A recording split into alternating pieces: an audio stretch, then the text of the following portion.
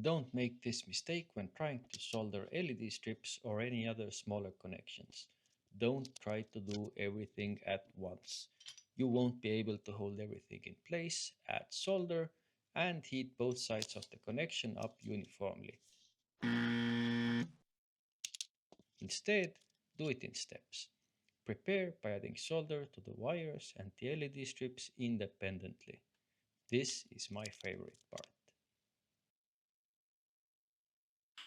Nice.